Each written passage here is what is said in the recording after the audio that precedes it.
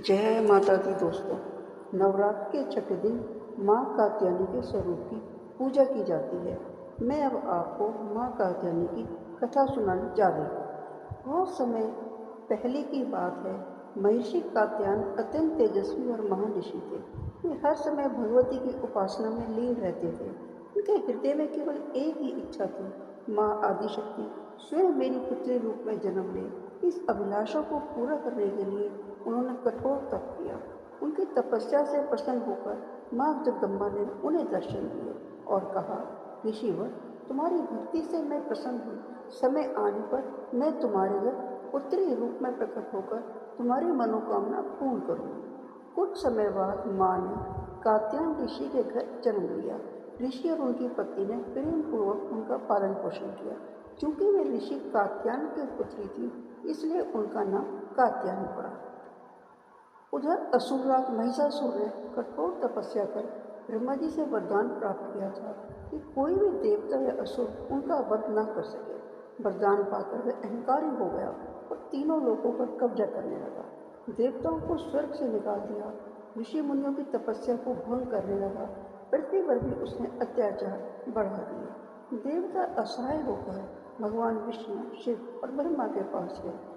जब तीनों महादेवों ने अपनी अपनी शक्तियाँ एकत्र की और एक अद्भुत शक्ति उत्पन्न हुई, यही शक्ति माँ दुर्गा के रूप में प्रकट हुई। देवताओं ने अपने अपने दिव्य अस्त्र शस्त्र उस शक्ति को प्रदान किए। माँ ने सिंह को अपना वाहन बनाया और महिषासुर से युद्ध करने लगी। जब महिषासुर को पता चला कि एक देवी उसके विरुद्ध आई है, तो उसने अपनी सेना भेजी।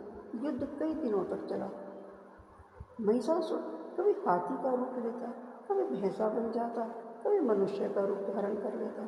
उसकी माया और शक्ति देखकर देवता भी अचंभित हो गए। लेकिन माँ कात्यायनी ने अपने शौर्य और दिव्य अस्त्रों से उसकी हर चाल को नाकाम किया। अंत में जब महिषासुर भैंसे के रूप में माँ पर टूट पड़ा, तो देवी ने अपनी शक्ति एकत्रित कर त्रिशूल उठाया और प्रचंड वेग से उसके हृदय में भोंक दिया। महिषासुर वहीं धराशायी हो गया। इस प्रकार माँ कात्यायनी ने त्रिलोक को उसके आतंक से मुक्त कराया। देवताओं ने प्रसन्न होकर उनकी स्तुति की। जय हो माँ कात्यायनी, आप ही महिषासुर मर्दनी हैं, आप ही धर्म की रक्षा करें। नवरात्रि के छठे दिन माँ कात्यायनी की पूजा का विशेष महत्व है। अविवाहित कन्याएं इन्हें प्रसन्न करने के लिए व्रत करती हैं, जिससे उत्तम पति की प्राप्ति होती है। इनके स्मरण से शत्रुओं का नाश होता है, भय दूर होता है और साहस की प्राप्ति होती है। अध्यात्म साधना में यह दिन आज्ञा चक्र की सिद्धि से जुड़ा होता है। जय माता दी दोस्तों। कहानी यहाँ खत्म हुई। दोस्तों, अगर आपको मेरी यह कहानी अच्छी लगी हो तो प्लीज़ लाइक, कमेंट और शेयर करें। और जो मेरे चैनल पर नए आए हैं वो मेरे चैनल को सब्सक्राइब करें और अपने कमेंट्स बॉक्स में अवश्य लिख कर भेजें कि वो और क्या चाहते हैं कहानी के अंदर। Thanks for watching my video. नए वीडियो में शीघ्र मिलते हैं।